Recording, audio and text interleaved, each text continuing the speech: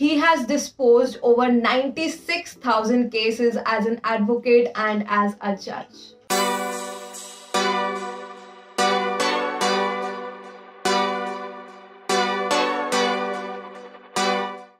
Hello everyone, I'm Pallavi Talwar and welcome back to my channel. So, आज मैं बात करने वाली हूँ एक तमिल मूवी के बारे में जो कि हिंदी में भी रिलीज हुई है Amazon प्राइम वीडियो में, जिसका नाम है जय भीम। उसके बारे में मैं बताऊंगी कुछ फैक्ट्स एंड मूवी कैसी है कैसी नहीं है, आपको देखनी चाहिए या नहीं देखनी चाहिए। बट वीडियो शुरू करने से पहले फटाफट से जाकर के कर दो मेरे चैनल को सब्सक्राइब एंड बेल आइकन दबाना बिल्कुल भी मत भूलना।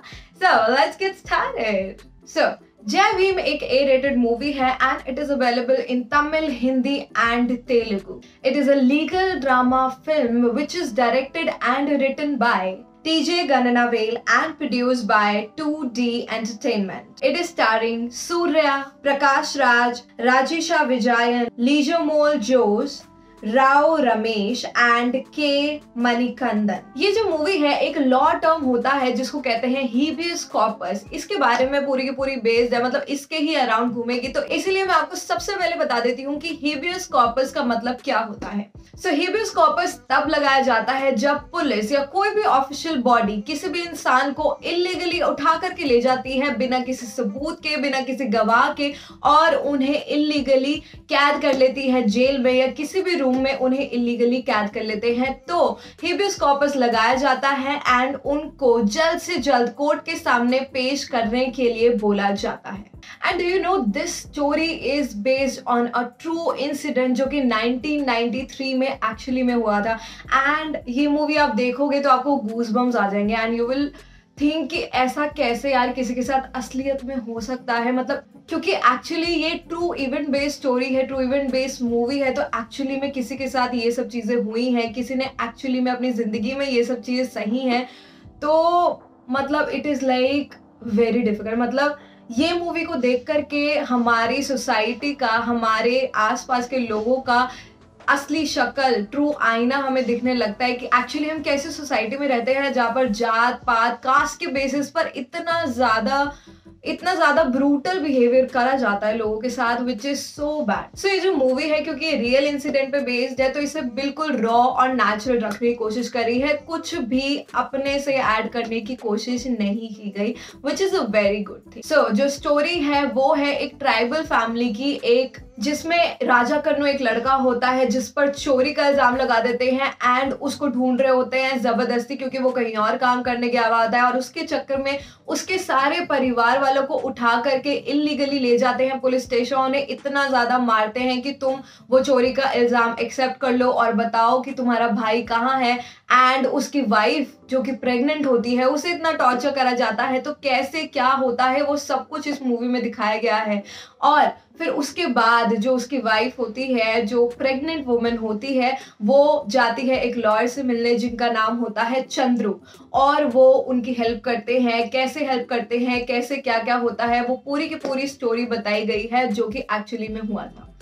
एक्चुअली कुछ लोगों के ये मूवी को लेकर के सवाल हैं कि चंद्रू सर के बारे में, चंद्रू सर की कुछ भी बैक स्टोरी नहीं बताई, तो वो इसलिए नहीं बताई and that is a good thing कि नहीं बताई, क्योंकि जो पूरा का पूरा स्टोरी लाइन है ना वो इस इंसिडेंट पे बेस्ड है, तो इंसिडेंट के बारे में ही बात की गई है और इंसिडेंट्स के नजरिए से दिखाया गया है पूरी स्टोरी को। That is a very good thing. अच्छा ही बात है कि चंद्रू सर की जिंदगी एक्चुअली में क्या थी उससे पहले, या वो क्यों ऐसे हैं एटसेट्रा एटसेट्रा, वो नहीं दिखाया गया। ये चेन्नई और कोडाईकनाल में शूट की गई है and the performances of all the actors, specially all the supporting roles, मतलब जो सारे के सारे गांव वाले हैं वो, उनकी एक्टिंग इतनी अच्छी है ना, मतलब बिल्कुल ऐसा फील होता है आपको कि हाँ आप एक्चुअली एक रियल इंसिडेंट देख रहे हो, एक्चुअली में ये सब कुछ उन लोगों के साथ हो रहा है, बिल्कुल ऐसा लगता है। मतलब you get very emotionally connected with the movie. मतलब कुछ शुरू के सीन्स, जब पुलिस कस्टडी में जो सीन्स होते हैं वो कुछ मुझे तो इतने ज्यादा ब्रूटल लगे कि मतलब कुछ लोगों से तो शायद वो सीन्स देखे भी ना जाए, इतने ज्यादा ब्रूटल है वो। That is why I think इस मूवी को A रेटिंग मिली है।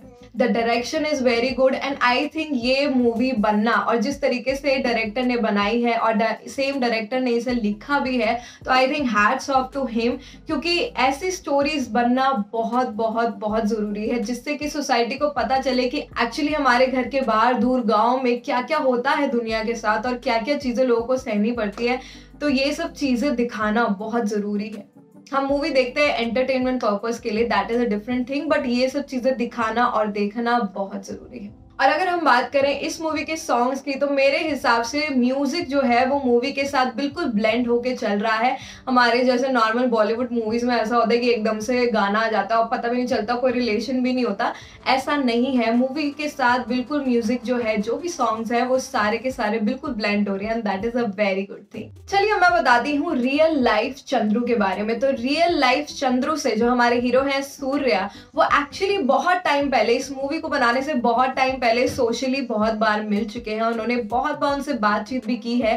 पहले वो एडवोकेट थे, उसके बाद वो जज बने और अब वो रिटायर हो चुके हैं। और जब वो एडवोकेट थे तो वो रियल लाइफ में बहुत ज्यादा एग्रेसिव एक्टिविस्ट थे अपनी जवानी के टाइम पे। तो सूर्य के मैंने एक इंटरव्यू में ये पढ़ा कि एक्चुअली वो बहुत ज्यादा एग्रेसिव थे, तो उनकी एग्रेसिवनेस को थोड़ा सा कम करके दिखाया गया है इस मूवी में, क्योंकि अब लोग उन्हें एज अ जज देखते हैं, एज अ जस्टिस देखते हैं। तो इतना ज्यादा एग्रेसिव अगर उन्हें वो दिखाते तो आई थिंक उनके लिए अच्छा नहीं होता। सूर्य ने रियल लाइफ चंद्रू सर के बारे में ये भी कहा that he is so selfless and उन्होंने, उनके पास इतना थोड़ा सा है और इतने थोड़े में इन्होंने इतना सब कुछ करके दिखाया ना, which is like next level. He said कि मतलब उनकी जिंदगी का अगर मैं थोड़ा सा भी पार्ट अपनी जिंदगी में कर लूं तो बहुत बड़ी बात हो जाएगी। He has disposed over 96,000 cases as an advocate and as a judge.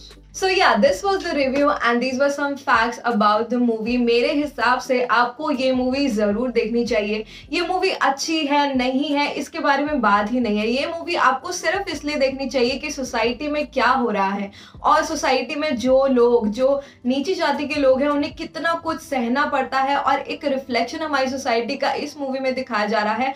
तो ये मूवी आपको सिर्फ और सिर्फ इस चीज के लिए जरूर देखनी चाहिए। और performance, acting, direction, scripting, story, सब कुछ बहुत अच्छा है। तो प्लीज जाकर के ये मूवी जरूर देखो एंड मुझे मूवी देखने के बाद जरूर कमेंट सेक्शन में बताना कि आपका क्या व्यू है इस मूवी को देखने के बाद। Okay, so this was the review and like the video if you like it and subscribe to the channel. Okay, bye bye.